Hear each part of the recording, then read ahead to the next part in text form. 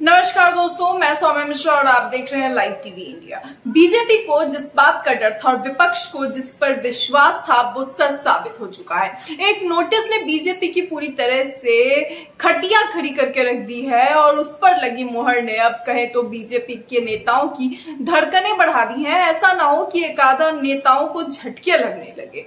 जिस ढिठाई से बीजेपी अपने पर अटकी रहती थी, अब उस ढिठाई की हवा निकल गई है दोस्तों, क्योंकि अब अविश्वास प्रस्ताव जो लाने की बात हो रही थी और जो लाने के लिए विपक्ष ने नोटिस दिया था, लोकसभा स्पीकर ने उसे मंजूरी दे दी है। जी हां दोस्तों, बिल्कुल सही सुना आपने।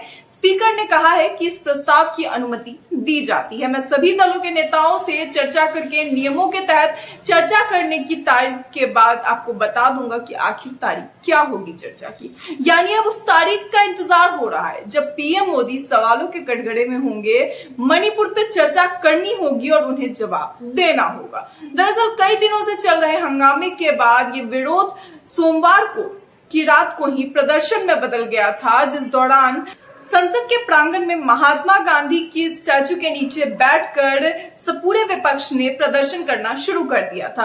मंगलवार को भी ये जारी रहा और निर्णय किया गया कि सरकार के खिलाफ अविश्वास प्रस्ताव पारित किया जाए, जिसके बाद आज कांग्रेस सांसद गौरव गोगोई ने आज सुबह ही 9:30 बजे लोकसभा महासचिव को सरकार के खिलाफ अविश्वास प्रस्ताव का नोटिस सौंप दिया। केवल कांग्रेस ही नहीं दोस्तों, बीआरएस सांसद नामा नागेश्वर राव ने भी मोदी सरकार के खिलाफ अविश्वास प्रस्ताव दायर किया है। दरअसल ये दो अलग अलग इसलिए करने पड़े हैं क्योंकि बीआरएस की ओर से यह अविश्वास प्रस्ताव स्वतंत्र रूप से दायर किया गया है, क्योंकि केसीआर की जो पार्टी है वो विपक्षी गठबंधन इंडिया जो है उसका हिस्सा नहीं है, इसलिए दोनों ने अलग अलग प्रस्ताव पारित किए हैं। अविश्वास प्रस्ताव विपक्ष का एकजुट फैसला है। कांग्रेस पार्टी के नेता प्रस्ताव पेश करेंगे।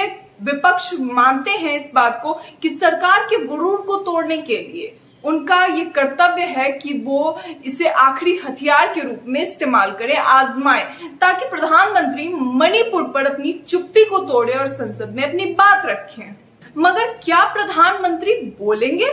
क्या इस बार देश के प्रधान विपक्ष की मांग पर खड़े उतरेंगे, जो इतने दिनों से जो भी की न्यायिक मांग है, जो जरूरी है?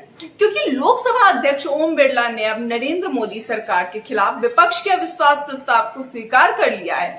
लोकसभा अध्यक्ष जल्द ही कांग्रेस के लोकसभा उपनेता और उत्तर पूर्व सांसद गौरव गोगोई द्वारा दिए गए अविश्वास प्रस्ताव के लिए बहस की तारीख जारी कर देंगे। ये खबर सामने आई है। उन्होंने खुद भी इस बात को कहा है और मोदी सरकार के खिलाफ विपक्षी दल भाजपा नेतृत्व वाली केंद्र सरकार के खिलाफ अविश्वास प्रस्ताव मणिपुर हिंसा के मुद्दे पर ला रहा है। ये सबसे जरूरी मुद्दा है और विपक्षी गठबंधन इंडिया की अगुवाई के द्वारा ये लाया गया है। मुख्य विपक्ष दल कांग्रेस ने अविश्वास प्रस्ताव के मद्देनजर अपने सांसदों को 3 लाइन व्हाइप जारी किया है, जिसमें पार्टी ने अपने सांसदों को आदेश दिया है कि वो अविश्वास प्रस्ताव के दिन लोकसभा में उपस्थित रहे और इनके पक्ष में वोट करें। कांग्रेस अध्यक्ष मल्लिकार्जुन खड़गे ने भी ट्वीट करके मणिपुर में मौजूदा स्थिति और पीएम मोदी की कार्यशैली पर कहा है कि मणिपुर बीते 83 दिनों से जारी लगातार हिंसा में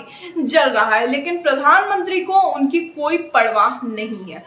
पीएम मोदी को मणिपुर पर तत्काल ध्यान देने की जरूरत है।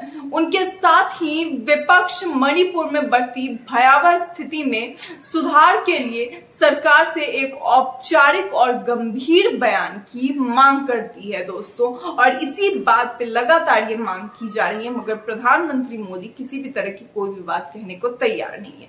आपको बता दूं कि बीते 9 सालों में मोदी सरकार के दोहरे कार्यकाल में विपक्ष द्वारा लगाया गया यह दूसरा अविश्वास प्रस्ताव है। यानी मोदी सरकार के खिलाफ साल 2014 से 2019 के कार्यकाल में भी एक और बार एक अविश्वास प्रस्ताव लाया गया था। इसके पहले विपक्ष 20 जुलाई 2018 को ये अविश्वास प्रस्ताव ला चुका है और उस दौरान सरकार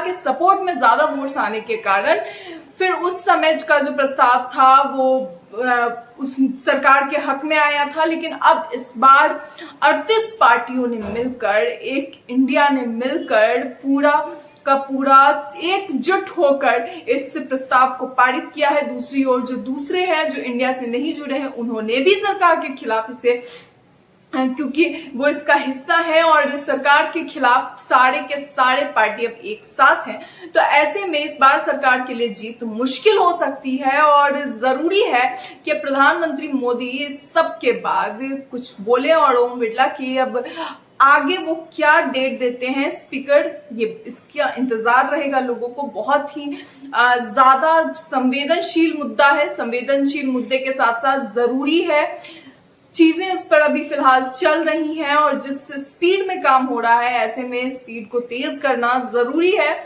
और सबसे बड़ा कारण जो इसकी स्पीड इसे नहीं मिल रही है, उसका कारण है कि सरकार सपोर्ट नहीं कर रही है। सरकार इन चीजों को सपोर्ट नहीं कर रही है, सिर्फ विपक्ष के प्रेशर द्वारा मणिपुर पर चर्चा की जा रही है और ये सबसे बड़ा कारण है कि मणिपुर की हिंसा को कंट्रोल कर पाना मुश्किल हो रहा है। वैसे में ये एक उम्मीद है, विश्वास प्रस्ताव, जिसके द्वारा अब लोगों को उम्मीद है कि कम से कम पीएम भाषण देंगे, अपनी बात रखेंगे, मणिपुर पे चर्चा होगी, शुरुआत होगी और बातचीत की जाएगी। देखते हैं आगे क्या होता है, मगर फिलहाल इस खबर में इतना ही। आपकी इस पर क्या राय है, अपनी राय कमेंट बॉक्स में बताएं। इस वीडियो में इतना ही, तब तक के लिए नमस्कार।